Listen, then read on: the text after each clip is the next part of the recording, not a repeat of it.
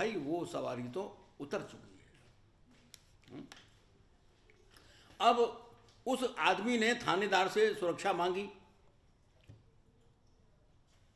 थानेदार ने कहा पहले तो बैठा ही रखा, कुछ देर बाद कोई आदमी आया, कोई बात हुई, कोई बात हुई, और वो जो आदमी अंदर बैठा हुआ था अब तक बैठा रखा था, उसने कुछ कहा नहीं था उस आदमी से। लेकिन अब कहा कि भाई देखो, रात में ऐसा कानून नहीं है कि हम थाने में किसी गैर आदमी को रख सकें। अब तुम यहाँ से 9-2-11 हो जाओ। 9-2-11 मुहावरा है, तो अब यहाँ से तुम चले जाओ, चले जाओ। तो बेचारा गिड़गिड़ाया कि भाई आप मुझे ऐसा न करिए कुछ। लेकिन थानेदार ने उससे कहा ना भाई ऐसा नहीं चलेगा। अब जो सिपाही एक देख रहा था, उस सिपाही ने कहा भाई थाना तो बिक चुका, अब तुम पेड़ पर चढ़ जाओ, अब यहाँ तुम्हारा और कोई रक्षक नहीं है। वो पेड़ पर चढ़ गया। अब कहीं गोली चलने की आवाज़ आई। थानेदार ने कहा देखो क्या हुआ। सादा वर्दी में सिपाही था, उसको गोली चला दी, वो तो ऊपर चढ़ गया था। थानेदार नहीं समझ पाया कि क्या हुआ, लेकिन जब सवेरा हुआ तो लोगों ने देखा कि हत्या हो गई थी। वो आदमी नीचे उतर के आया, उसने कहा भाई ऐसी ऐसी बात है। अब ये जो सटायर है ये भी अर्बन फोकलोर है, लेकिन इसने व्यंग किया है पूरी व्यवस्था पर।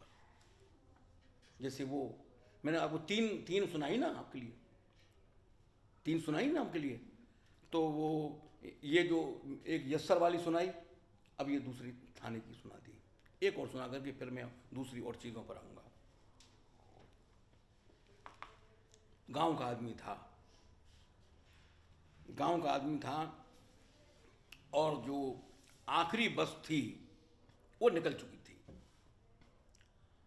उस तहसील के हेडक्वार्टर पर वो बस पहुंची, तहसील के हेडक्वार्टर पर वो बस पहुंची। तो उसने कहा भाई वो जो बस जो गांव तुम्हारी जाने वाली है वो तो निकल चुकी है, अब सवेरे ही बस आएगी, तुम उस समय जा सकते हो। कोई दूसरा चारा नहीं था, दूसरा चारा नहीं था। तो उसने कहा भाई अब तो कोई दूसरा रास्ता ही नहीं है, इस समय हम गांव नहीं जा सकते, हमको रात यहीं काटनी पड़ेगी। ये उसने समझ लिया। घबरा रहा था, रात का अंधेरा, रात की सारी बातें। लेकिन वो जो बस अड्डे की जो टिकट घर जो होता है, वहाँ एक आदमी चादर ताने सो रहा था। तो उसने कहा, मन में कहा कि यार घबराने की बात नहीं है, एक आदमी दूसरा भी सो रहा है ना। देखो ये वो स्टेशन है जहाँ आप शहर की बात मत करिएगा जहाँ आदमी हर वक्त रहता है, नहीं, वो ऐसे ऐसी जगह है वहाँ आदमी नहीं रहता है। तो उसने कहा कि भाई दूसरा आदमी यहाँ सो रहा है। उसको देख करके उसको मन में ढाढ़स आई, ढाढ़स बंधी। तो वो सो गया, उसको नींद आ गई। अब नींद आ गई, सवेरा हो गया।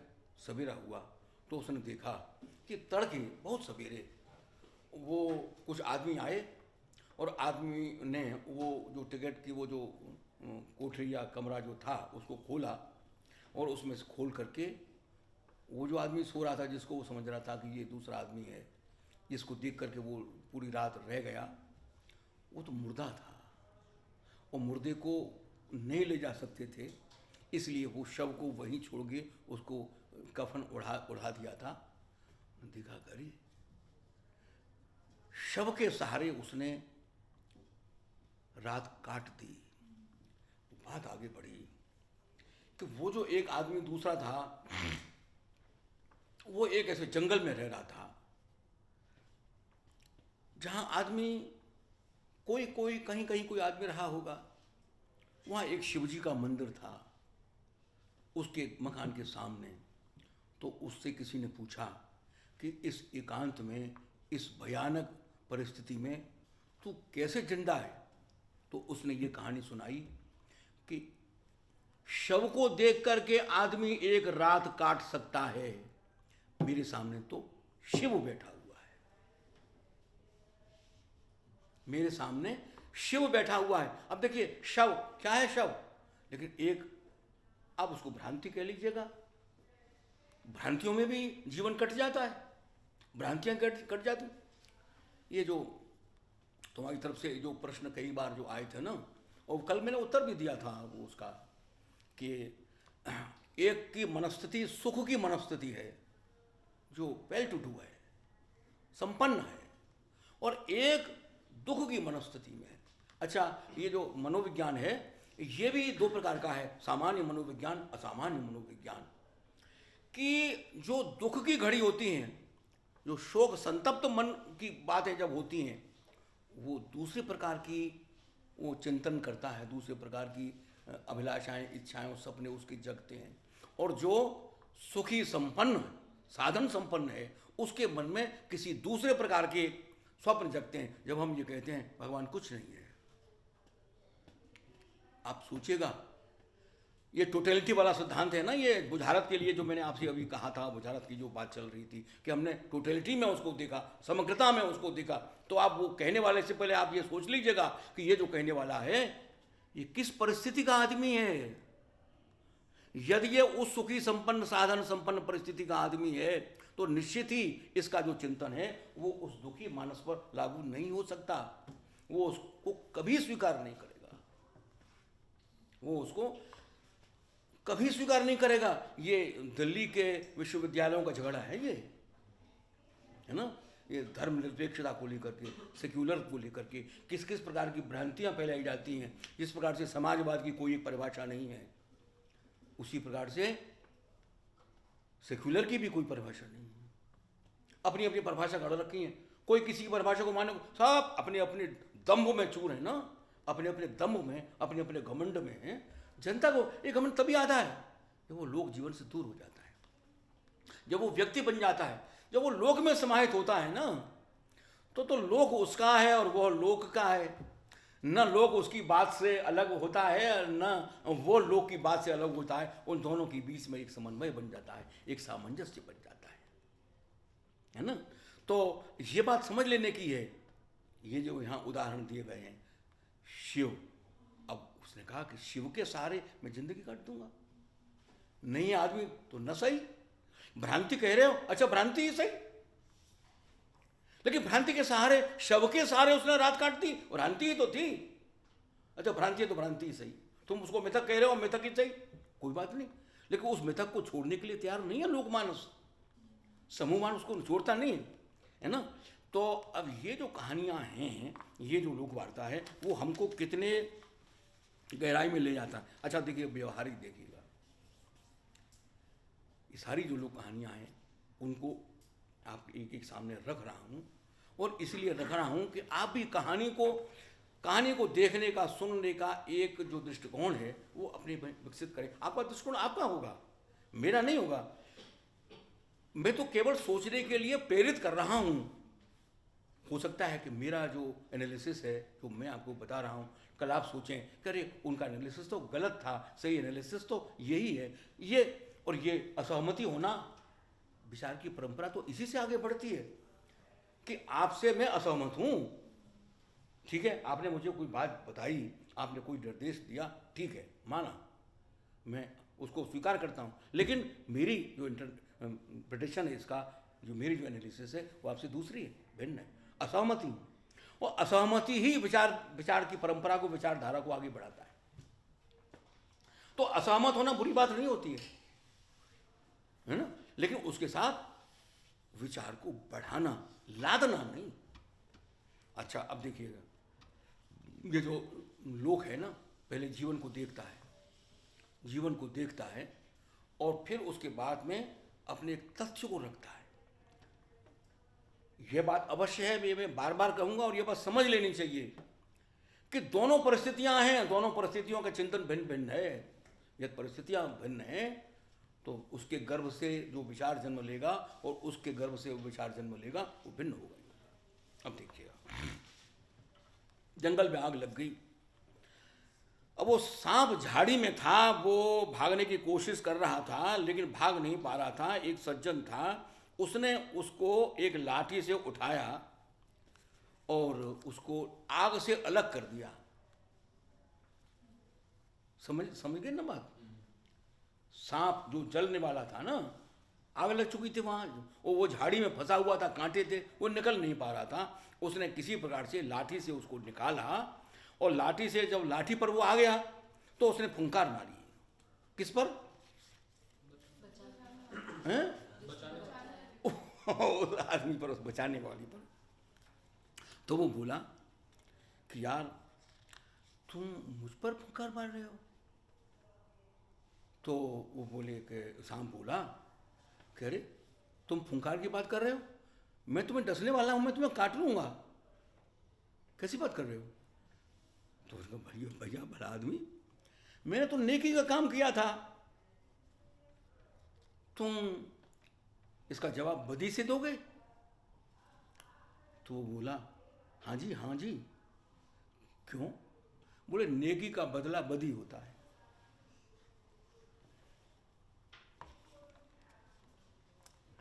आपने समझा? नहीं समझा? क्यों नहीं समझा बताओ, मतलब प्रश्न करो। हैं? हाँ कैसे? हाँ ये बात ठीक है, यहां बात आपकी ठीक है, कैसे? तो उसने कहा कि भाई एक बात पर राजी हो जाओ कि पंच जैसा कहें वैसा। तो सांप ने कहा हाँ ठीक, पंच जैसा कहें वैसा। तो वो एक भैंस के पास गया, बुढ़ी भैंस थी। तो सांप उसके पास जाकर के बोला, भैंस भैंस तुम मेरी पंच हो, फैसला करो, बताओ नेकी का बदला बदी होता है कि नहीं होता है? तो बुढ़ी भैंस बोली बिल्कुल होता है, बिल्कुल होता है, और सच्चाई तो ये है कि आदमी ऐसा ही करता है। तो उसने कहा देखो, जब तक मैं दूध देती रही इसी आदमी ने मेरी बड़ी खातिरदारी करी, बहुत खातिरदारी करी। अब जब मैंने दूध देना बंद कर दिया, दूध के लायक मैं नहीं रही, तो इसने मुझे निकाल के बाहर कर दिया। अब मैं जंगल में अपना बखत काट रही हूँ। तो देखो नेकी का बदला बदी होता है, ये आदमी का न्याय ऐसा ही है, तुम आदमी को काट लो। सच है, नेकी का बदला बदी होता है। तो उसने कहा कि भाई नहीं, एक दूसरे पंच को हाई कोर्ट में चलना चाहिए, ये सिविल से काम नहीं चला। तो कहा भाई चलो। तो सांप आदमी और भैंस तीनों बरगद के पास गए। तो बोले कि बरगद भैया तुम हमारे पंच हो, फैसला बताओ, नेकी का बदला बदी होता है कि नहीं होता है? बरगद बोला बिल्कुल होता है, और आदमी ऐसा ही करता है। तो देखो एक बारात इधर से निकली थी, मूसलाधार पानी बरस रहा था, तो जो बाराती थे वो मेरी शरण में आ गए, आसपास यहाँ बैठ गए, उठ गए। अब ये बाराती जो है वो हाथी को भी लेकर के आए थे, क्यों बाराती जो ठहरे, और बरसना बंद हुआ तो इन्होंने हाथी के लिए मेरी डाल पात सब काटा और मुझे बेहाल कर दिया। नेकी का बदला बदी, मैंने इनको छाया दी लेकिन इन्होंने मेरे हाथ पैरी काट लिए, इन्होंने सारा कुछ कर दिया। देखो नेकी का बदला बदी होता है, तुम इस आदमी को काट लो। तो उसने कहा भाई हाई कोर्ट तक तो बात आ गई, अब सुप्रीम कोर्ट और चलना चाहिए। तो अब वहाँ आदमी मिल गया, आदमी मिल गया। तो उन्होंने कहा आदमी आदमी तुम हमारी पंच हो, फैसला करो, बताओ नेकी का बदला बदी होता है कि नहीं होता है? तो आदमी बोला भाई देखो समझा कर की बात करो, तुम्हारा जो जो जो पक्ष है वो पक्ष क्या है उसको पूरा पूरा पूरा पूरा समझाओ, कैसे कैसे बात हुई। जब आदमी ने तुमको झाड़ी से निकाला तो जरा बताना तुम कैसे थे और ये कैसे था, जरा पोजीशन ले लो, पोजीशन लेके बताओ। तो उस आदमी ने 2 गोले बनाए। उस समय तुम कितने दूरी पर थे, जरा ये एक गोले में तुम खड़े हो जाओ, एक गोले में तुम खड़े हो जाओ। तो इतनी दूरी थी? तो सांप ने कहा इससे भी ज़्यादा दूरी थी। फिर उसने दूर दूर दूर जाके गोले बना दिए। तो तुम लोग वैसे ही खड़े हो जाओ जैसे वहाँ थे। अब आदमी सांप अपने अपने गोले में खड़े हो गए। तो पंच ने कहा अब तुम दोनों ही अपना फैसला कर लो। सांप आदमी को काटने दौड़ा और आदमी ने लाठी से सांप को मार डाला। नेकी का बदला बदी होता है। क्लियर? देखिए, मैंने आपसे यह कहा था कि प्रत्येक लोक कहानियां, लोक गीत या लोक वार्ता या लोक का कोई भी एक परिस्थिति में जन्म लेता है। उसको टोटलिटी में मत समझ लेना, इसकी और गहराई में उतरना होगा हमें। लेकिन ये एक पक्ष की घटना है, वो आपको मैंने सुनाई। अच्छा देखिए, एक आध चीज़ें ऐसी हैं जो आपने शायद सुनी होंगी। ये आपने वो दाने वाला तो जरूर सुना होगा। अच्छा देखिए, कुछ ऐसी कहानियां हैं जो यूनिवर्सल हैं। ये तो जो वो चींटी है ना, चींटी, वो चींटी हाथी को काटने के लिए दौड़ती है ना, वो कहानी सुनी है तुमने? कि उसका जो कौवा था वो दाल ले आया था और वो दाल जो है वो जो लकड़ी में वो चली गई थी। तो उसने लकड़ी वाले से कहा, बढ़ई से कहा भाई इसको तू काट दे तो इसमें मेरी जो दाल है वो दाल मैं निकाल लूँगा, खा लूँगा, मेरी दाल इसमें फंसी हुई है। ये सुनिए कि नहीं सुनिए? ये हर जनपद में हर जनपद में है और ये काव्य में है, बल्कि ये गीत कथा है। और इसको जो कहानी सुनाने वाले जो कहानी सुनाते हैं ना, वो गा करके सुनाते हैं। है कहानी लेकिन गा करके कहानी सुनाते हैं, वो हर जनपद में है। लेकिन फिर चलो, आपने नहीं सुनी तो सुनाई देता हूँ।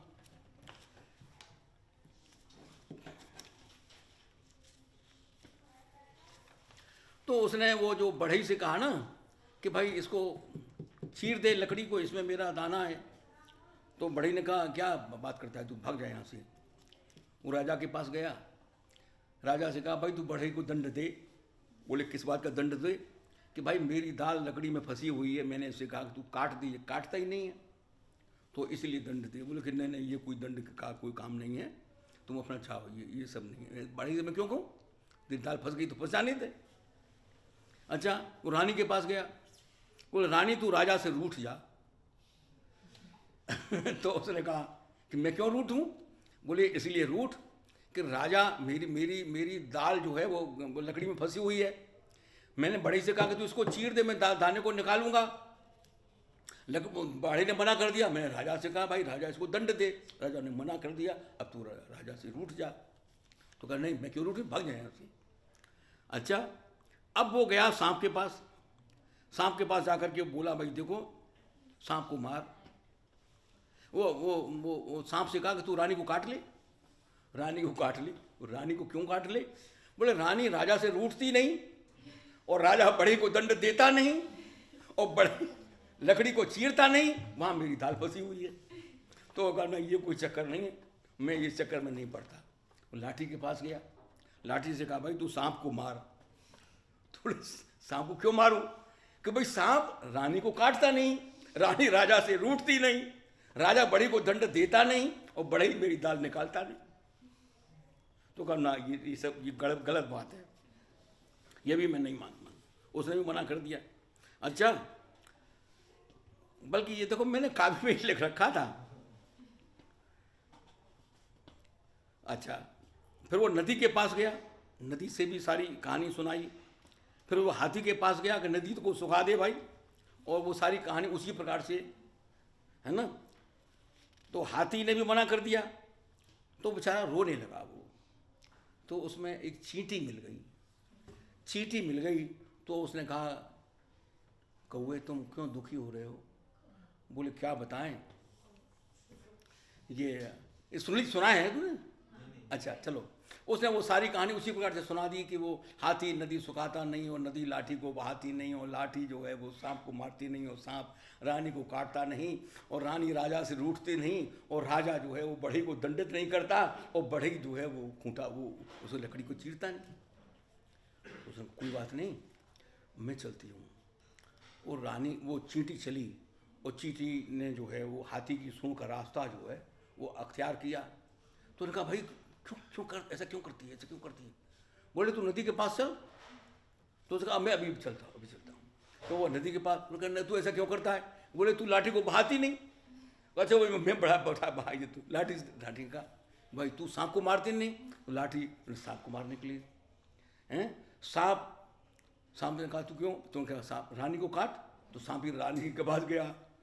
रानी ने कहा भाई अच्छा मैं राजा से रूठती हूँ। वो राजा से रूठ गई। क्यों रूठी गई? बरते ने बड़े को दंडित नहीं किया, क्या मैं अभी दंडित करता हूँ। देखिए कहानी बहुत छोटी है, हंसी की भी, आप सब लोग हंस रहे थे, लेकिन सवाल चींटी के उस अस्तित्व का है। ये तो लोकतंत्र की कहानी है, लोकतंत्र की कहानी है। निर्बलतम लोक कहानी है ना, निर्बल का पक्ष लेकर के खड़ी होती है। ये ध्यान रखना है आपके लिए। लोक का जो पक्ष है वो निर्बल का पक्ष है।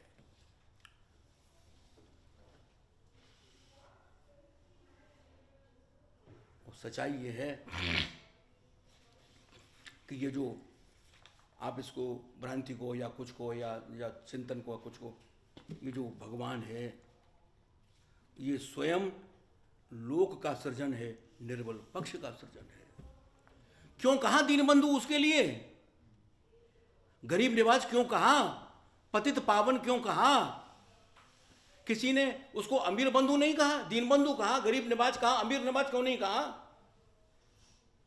द्रौपदी की टेर की बात आती है, दुर्योधन की टेर की बात क्यों नहीं आती? गज की टेर की बात आती है, ग्राह की टेर की बात क्यों नहीं आती? तो निर्बल का पक्ष है ये, लोकवार्ता का पक्ष निर्बल का पक्ष है। शायद मैंने एक दिन आपको दिशाएं बतलाई थी कि केंद्र से विकेंद्र की ओर, लिखित से मौखिक की ओर, और सबल से निर्बल की ओर। तो अब यहां ये देखने की बात है कि वो जो चींटी है उसकी अस्मिता को देखिएगा कि चींटी ने उस सारी व्यवस्था को चैलेंज कर दिया। अब लोकतंत्र की व्याख्या इस कहानी से बड़ी क्या हो सकती है? देखिए, अच्छा आप देखिए, जो भी मेरी नज़र में आ रहा है वो आपके सामने रख रहा हूं। वो नट जो है वो तमाशा दिखाने के लिए निकला, और उसने 2 खूंटे गाढ़े, 2 बांस खड़े किए, रस्सी तान दी, और उसकी जो बेटी थी, नट की लड़की, नट की बेटी, वो जो है उस रस्सी पर तन करके नाचने लगी। और जो नाच रही थी तो एक क्षण ऐसा आया, क्षण का भी एक अंश ऐसा आया जब लगा कि ये एक तरफ इसका जो इसका संतुलन है, उस संतुलन में कहीं कोई फर्क आ रहा है। वो ढोलक बजा रहा है, नट जो है वो ढोलक बजा रहा है। तो क्या है, वो यहाँ से वहाँ जा रही है, तो वो कह रहा है बजा बजा करके, बहुत गई थोड़ी रही सो बीती जाए, ताल भंग मत हुजियो नहीं कुले दाग लग जाए। बहुत बीत गई, अब तो थोड़ी सी रही है, और वो भी बीतने वाली है। ताल भंग मत होना तो कुल को दाग लग जाएगा। ताल भंग मत हुजियो नहीं कुले। एक एक परिस्थिति पर कितनी कहानियां आपको मैं सुना सकता हूं, तो ये है सब संग्रह है। अच्छा, 1-2 बातें मैं आपके सामने और रखना चाह रहा हूं। हाँ हाँ, ये जो कुल आपने जो ये बताया वो कुल मतलब टोटल के लिए है या कुल जो आपने यूज किया वो टोटल के लिए यूज किया या सिर्फ फैमिली के लिए? कुल के लिए हाँ जी, ये जो कुल जो आपने यूज किया कुल कुल मैंने कोई कहा था क्या, कब कहा, किस किस रेफरेंस, मुझे याद नहीं आ रहा। नहीं, ये जो अभी आपने जो कहावत सुनाई, कुल दाग लग जाए, हाँ, कुल वंश, वंश। ये तो वंश के अर्थ में है। यहाँ जो वंश, यहाँ जो अर्थ है ना कुल, जैसे रघुकुल है या वो कोई दूसरा कुल होता है, कोई भी कुल हो ना, तो उसको कुल को, उसको कुनबे को, उसकी उसकी जो वंश परंपरा है उसको, या कुल को दाग लग रहा है। क्योंकि पूर्वांचल में ये कुल मतलब सब लोगों के लिए यूज होता है। हाँ, नहीं तो यहाँ भी है वो, यहाँ भी है कुल, कुल माने टोटल, यहाँ टोटलिटी में संपूर्णता, कुल माने टोटल, कुल माने सर्व। लेकिन यहाँ देखिए शब्द का तो अर्थ, शब्द का जो अर्थ है ना, वो तो परिस्थिति में अर्थ देता है शब्द। शब्द जो अपना अर्थ देता है ना, वो परिस्थिति में अर्थ देता है। एक परिस्थिति में उस शब्द का ये अर्थ है, लेकिन दूसरी परिस्थिति में उसका अर्थ उससे भिन्न है। अब यहाँ जो कुल शब्द का प्रयोग है, हाँ मैंने कहा कि ये कौन सी बात कर रहे हैं। अच्छा, अब देखिए, किसी को नहीं बख्शता है ये लोग, किसी को नहीं बख्शता है। आपको मैंने एक बात बताई थी, आपको मैंने एक बात बताई थी कि पुराण या महाभारत इत्यादि वो ग्रंथ के रूप में आ चुके हैं, वो ग्रंथ के रूप में आ चुके हैं। इसका मतलब इतना ही है कि वो जो वाचिक परंपरा का जो प्रवाह है ना, वो जो नदी है, उस नदी में से एक कलशा भर लिया। अब कलशा तो भर लिया, लेकिन वो उसका प्रवाह नहीं रुका है, वो प्रवाह नहीं रुका है, प्रवाह चल रहा है, प्रवाह उसका बह रहा है।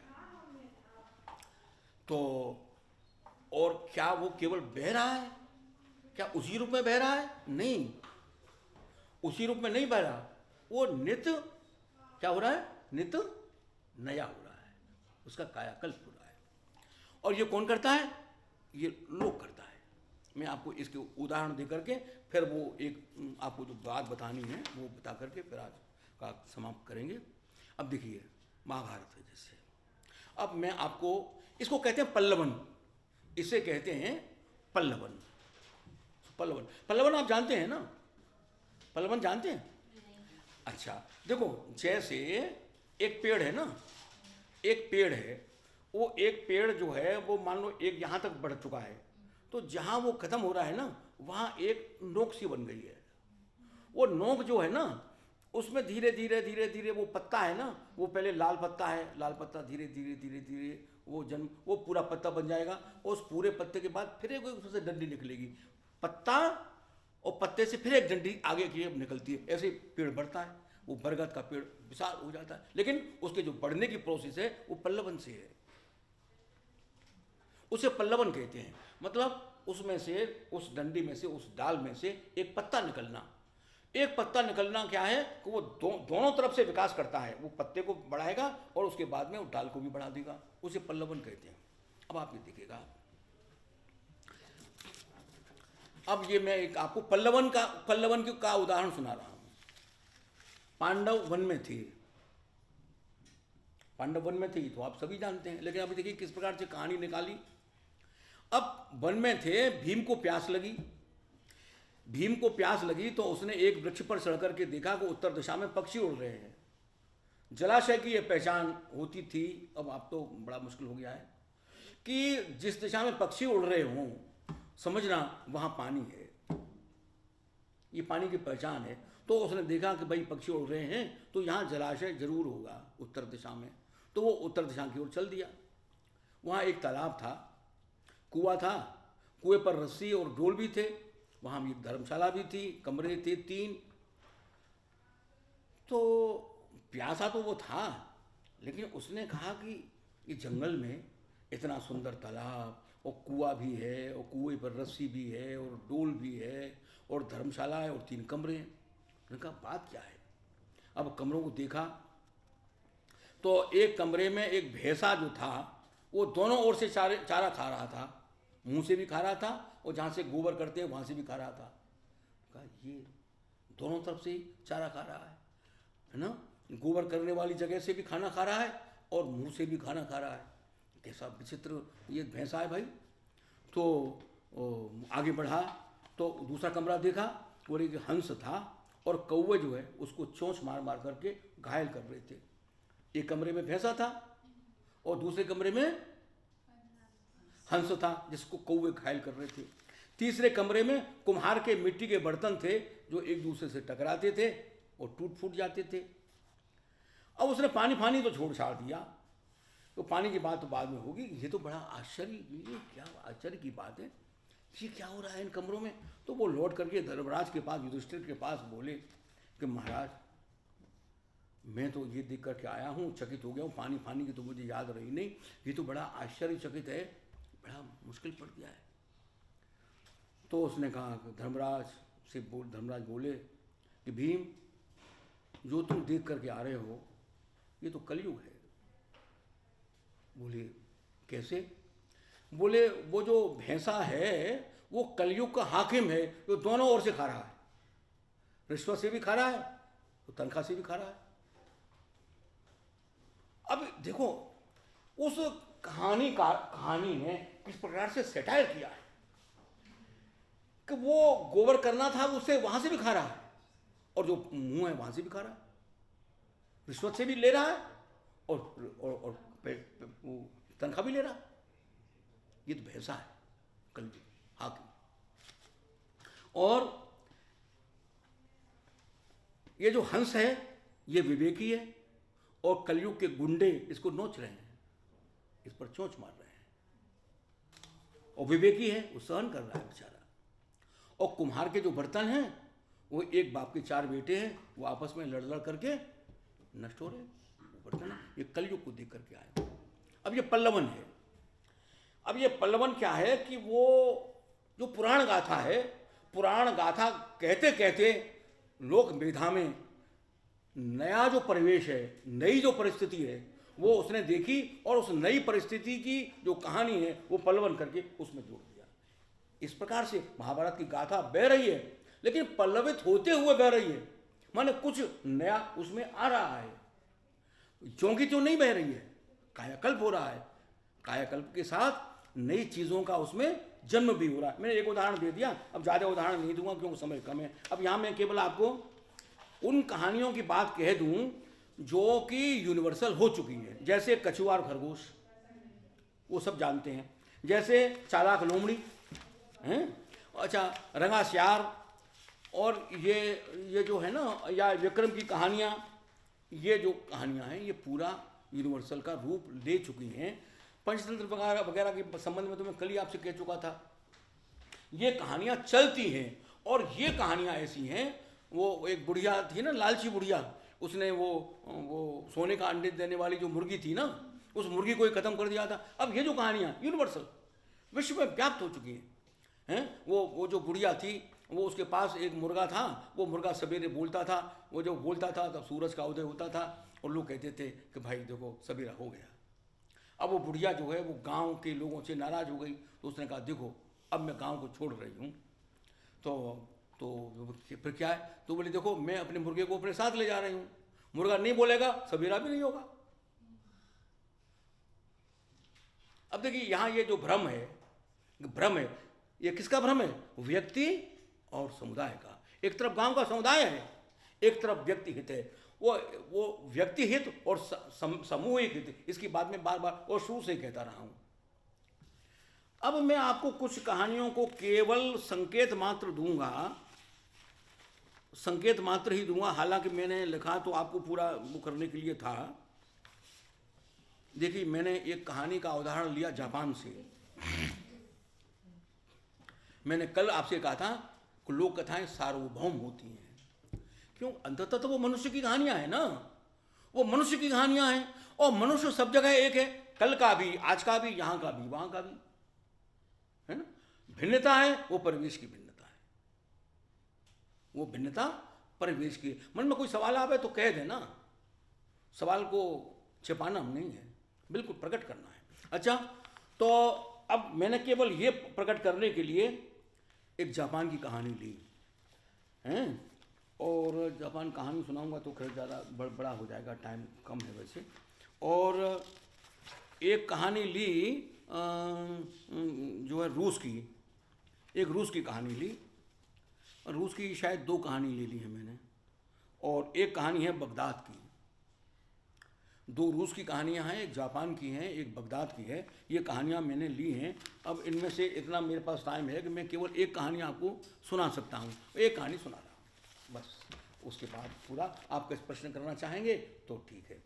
अच्छा, रूस में जार था ना, जार का शासन था उस जमाने में। तो उस जार के शासन की किस प्रकार से लोक कहानियाँ, किसी को छोड़ता नहीं और हर परिवेश को ग्रहण कर लेता है। कितना इसकी व्यापकता, ये मैं आपको व्यक्त करने की कोशिश कर रहा हूँ। वो जार का शासन था, किसान खेत चला रहा था, हल चला रहा था अपने खेत में। तो वो एक कोई ठोस चीज़ से टकराया तो उसने देखा कि ये तो सोने की ओखली है, सोने की ओखली थी। तो उसको लेके घर आया और बड़ा खुश था। तो बोले आज तो बहुत खुशी की बात है कि मुझे ओखली मिल गई है।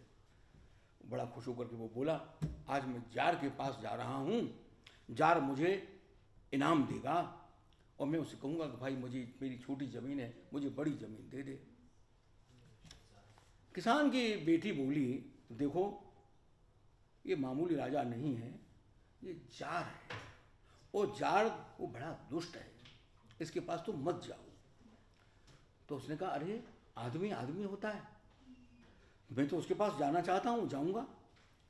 राजा जार के पास चला गया वो किसान ने कहा, भाई मुझे खेत में ये ओखली मिली है। तो जार बोला, ये तुम ओखली मिली है ना, तुमने चोरी करी है।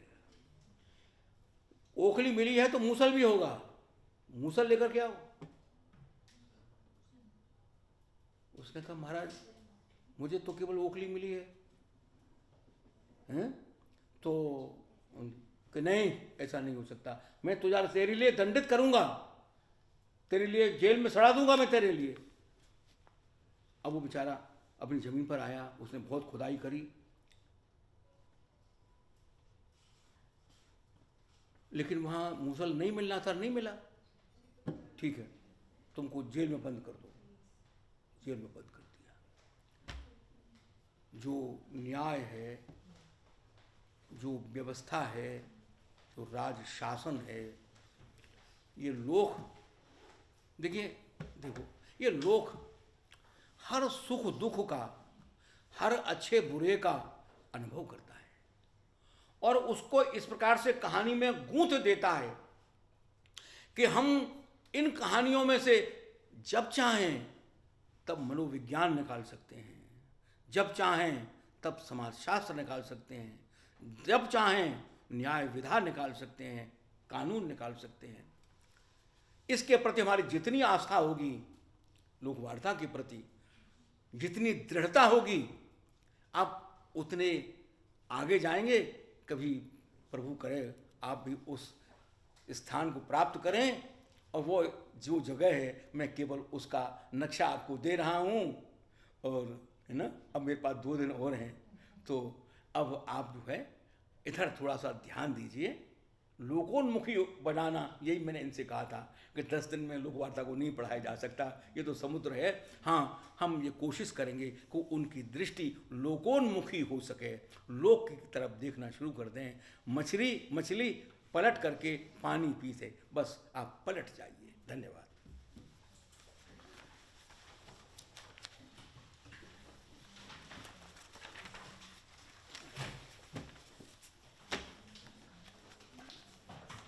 कोई प्रश्न हो तो आप बताइएगा भाई, हैं?